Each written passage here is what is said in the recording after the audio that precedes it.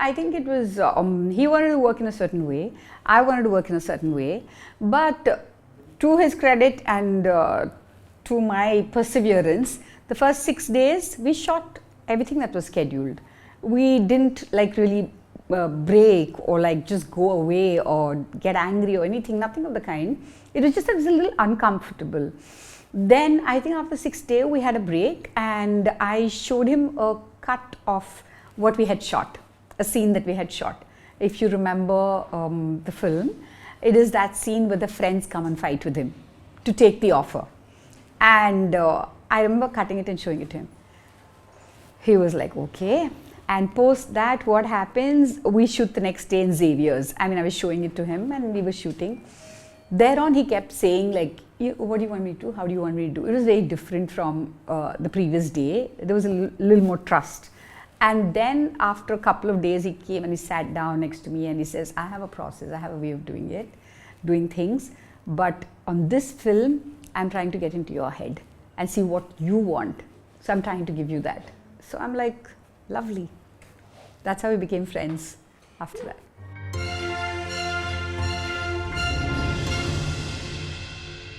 I think this was way back in 2009. I was waiting for my first film to release, which released in 2010. But in 2009, I saw something on, I think, CNN, and him being interviewed by somebody, and he was talking about how if not for Kingfisher stepping in, he would have been bankrupt, and how different he is from the person who owns Kingfisher, and yet they became the best of friends. You know, so I thought that was a Cain and Abel kind of a story, and I got excited. And I was, then I just put it behind me because 2010 my big flop arrives, so nobody's going to give me their life rights.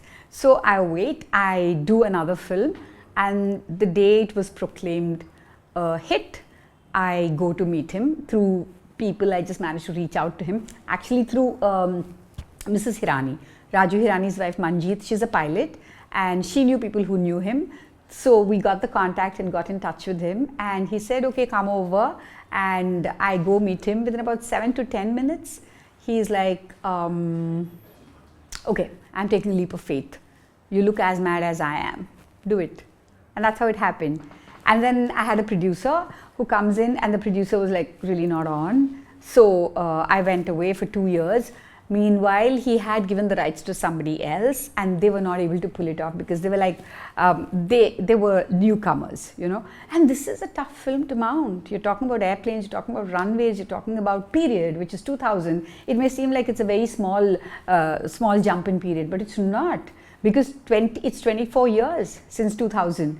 And you're talking about the metro coming in, you're talking about so many cell phones coming in, and so much. So it was a period film, so that's difficult to build as well, and it had some 2-3 eras in the film as well. So, so when I go back this time, it's with Surya. Surya just read a 44-pager of it, and he said, this is a story that has to be told, and I'm doing it. And then everything just fell into place. Shot in real locations, like the crash takes place, the fire takes place in one particular runway in Raigad.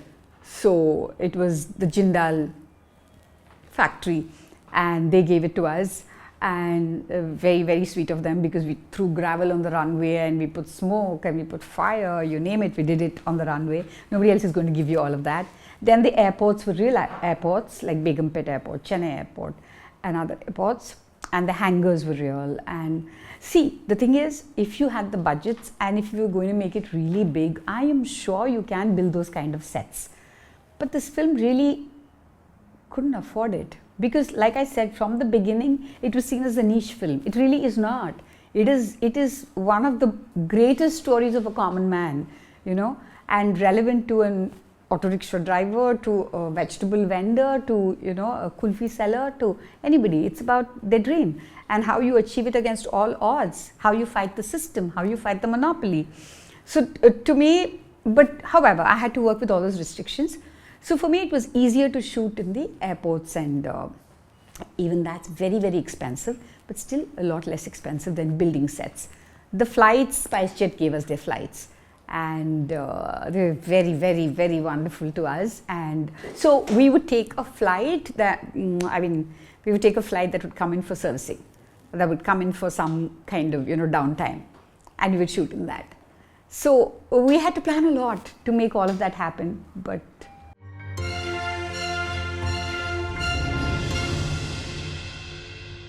since my earlier film, even since my first film, though the first film didn't do well, it still has a few merits. So the thing is, I've always wanted to be real. I want to take you into that world, like the way I've been taken into that world. So I cast from that milieu. So I cast, like when I did a film on amateur boxing, I had 250 boxers on set, for the boxing scenes. Because even though they're almost like extras and they're just cheering for the main leads, I wanted real boxers, because the way a real boxer cheers is very different from if you put an extra there and you ask them to cheer, they'll go just like this. There's no energy. But the way those girls were, the real boxers, it was so different.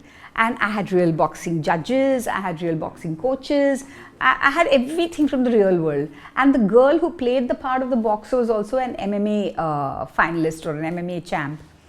Same way, when I am doing a film set in Maharashtra, set in the Satara district, I want people from there. I want faces from there. I remember somebody watching this film in the north. It was Raju Hirani, sir.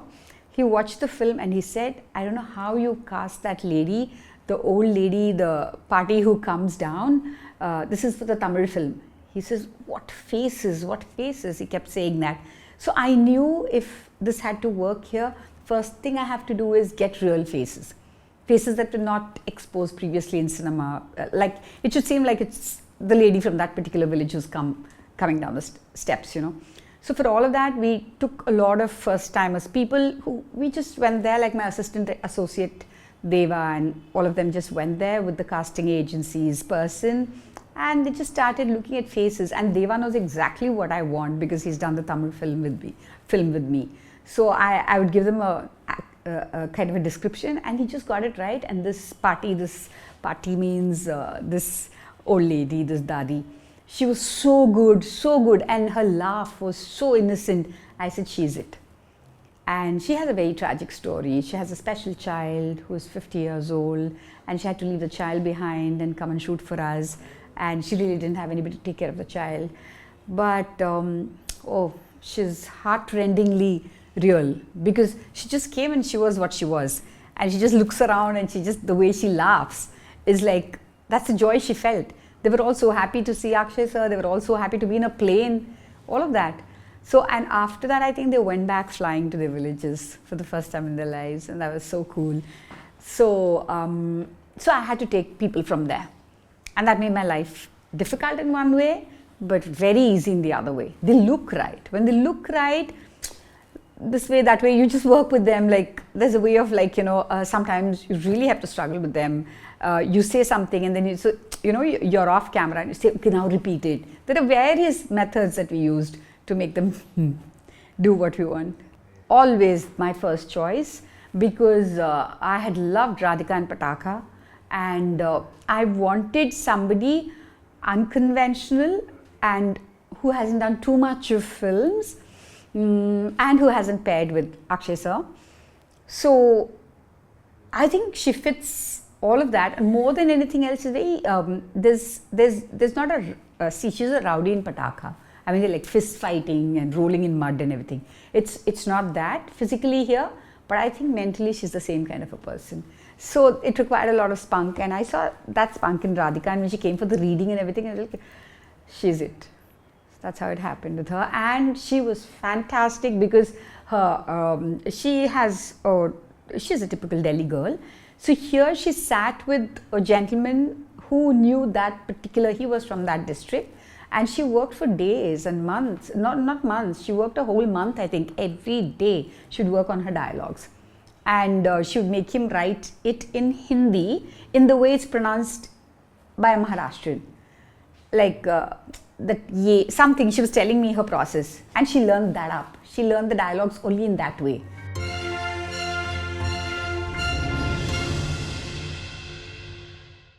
He's always told me there is no substitute for hard work and you should not waste money. And whatever you're spending, it should be seen on screen. So I've taken all of that. More than anything else, it's if somebody tells you you cannot do it.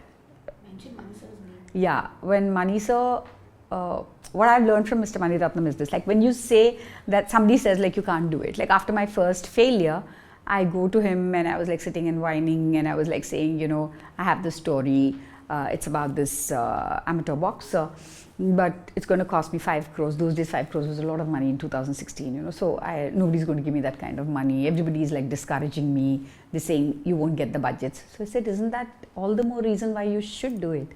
So I think that's what I learned. When somebody says no, I will not stop. It goads me on to do more, which is him, which is his life. After 45 years, 50 years in the industry, Mr. Mani Ratnam is as relevant today, his cinema is as relevant today as it was 50 years ago or 40 years ago at his peak, because the first show is still full and he is still so modern a filmmaker.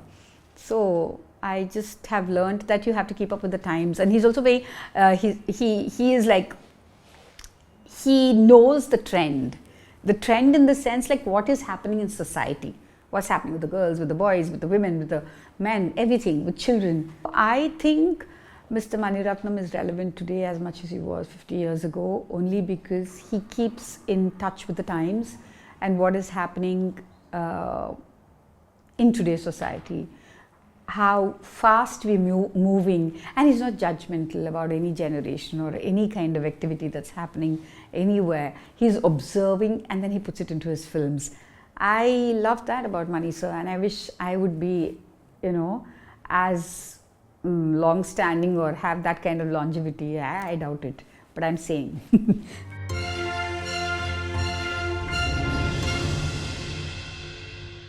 Works against me all the time. So in that kind of a setup in this industry, there are a couple of human beings who find me palatable, who find me okay. So then they put aside these non-filterish kind of things that they don't like about me, I guess, or they find it actually okay, and they deep dive to do the film with me. And that's enough. So far I've been getting work, and so far there have been enough actors who understand where I come from, because I am a very impatient filmmaker in that sense. Though between each of my films is some 3 years, 4 years, when I'm making it, I'm very impatient. I'm very fast on sets. I like it that way. When I see people sitting and shooting, if I have to shoot like, you know, 3 shots in a day or 1 scene in a day, I would die.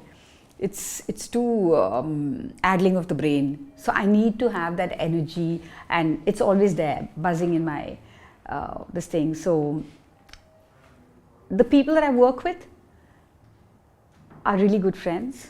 Also, like my technicians, they traveled with me from my first film, and they're very, very good friends, and they're great technicians. And they also are perfectionists and very, very good at their jobs. So they really don't find me that horrible a person, you know, because they themselves are also like that. Of course it does. Of course it does. Whoever says gender doesn't come into play is actually fooling themselves. It's better to accept it and fight it and rise above it. Like I remember Priyanka Chopra saying that once, you know, you pick yourself up, and you're not going to be sitting there sobbing. You just pick yourself up and fight your battles. The battles are many more for us than it is for a male perhaps in this industry. But so what? It's tough, but you do it.